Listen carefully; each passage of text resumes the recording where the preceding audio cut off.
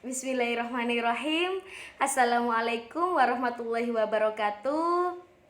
Anak-anak, semoga hari ini kita semua diberikan kesehatan oleh Allah sehingga kita dapat mengikuti dan melalui pembelajaran kali ini dengan baik ya.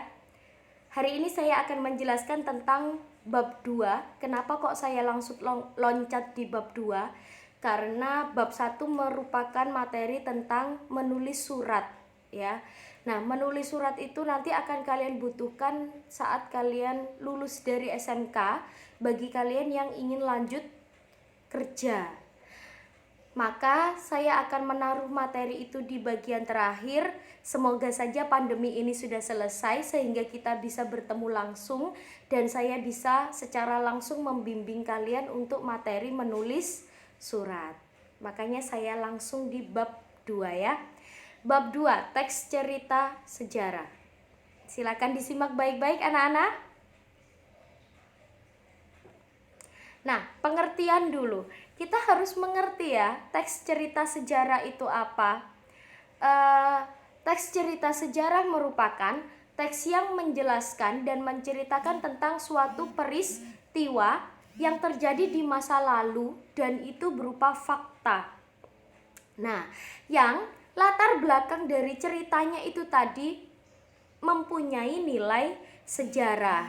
Itu merupakan pengertian dari teks cerita sejarah. Saya rasa minggu lalu saya sudah bertanya ya pada kalian, apa sih pengertian teks cerita sejarah itu?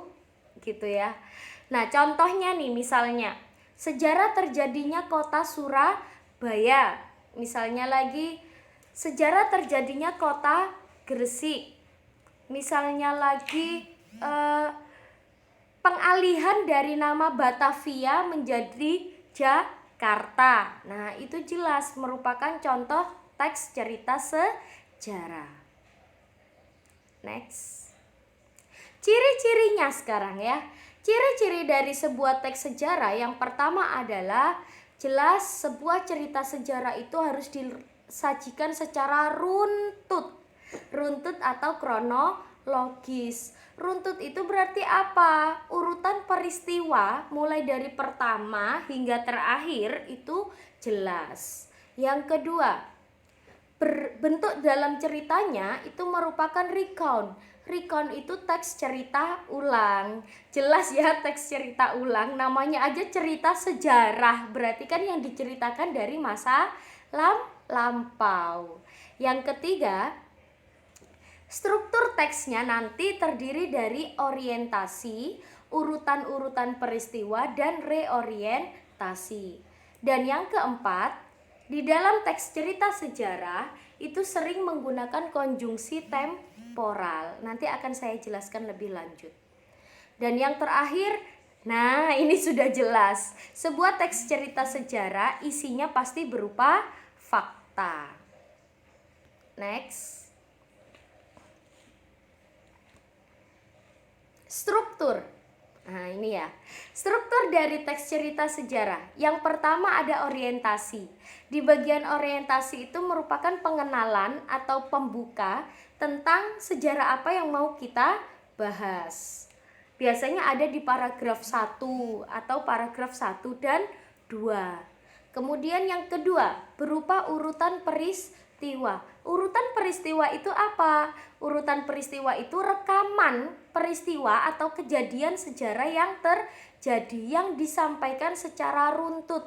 Seperti yang tadi saya katakan, mulai dari A sampai Z ya harus urut gitu. Dan yang terakhir, reorientasi. Reorientasi itu isinya komentar dari pribadi penulis tentang peristiwa atau kejadian tersebut. Jadi di dalam reorientasi ini merupakan bagian penutup dari sebuah teks cerita sejarah. Begitu. Next. Kaidah kebahasaan ya sekarang.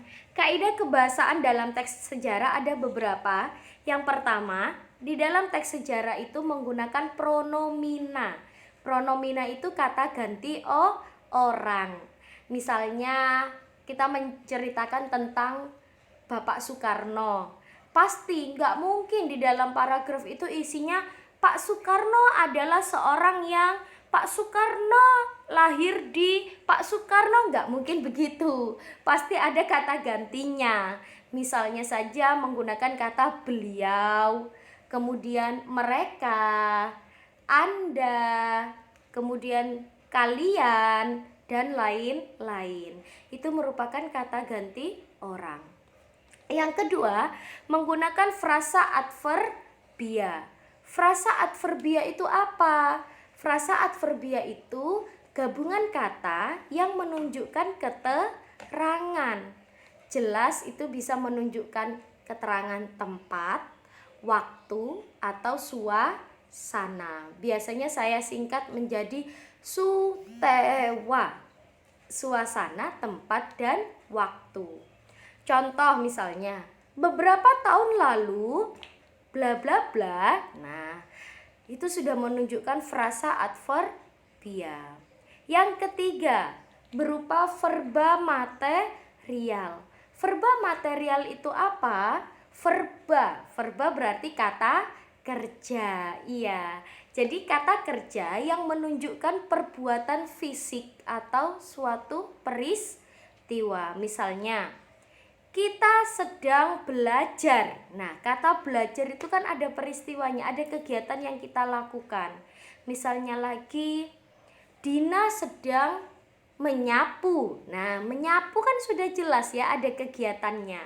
Misalnya lagi, Indonesia sedang berperang melawan penjajah. Lah, berperang itu kan juga ada kegiatannya.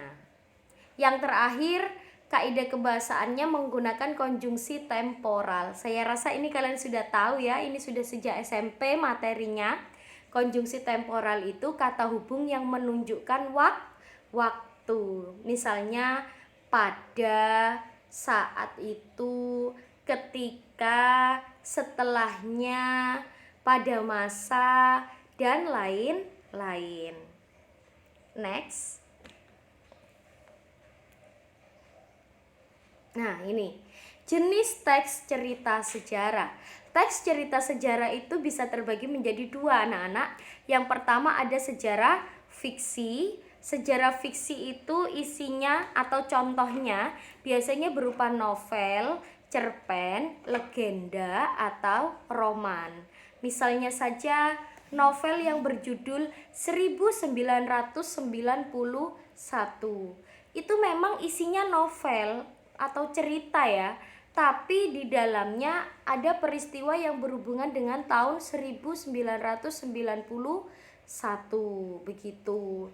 Kemudian yang kedua ada sejarah non fiksi. Sejarah non fiksi contohnya misalnya ada biografi, autobiografi, cerita perjalanan, atau bahkan catatan sejarah. Nah, saya akan fokus pada biografi dan autobiografi.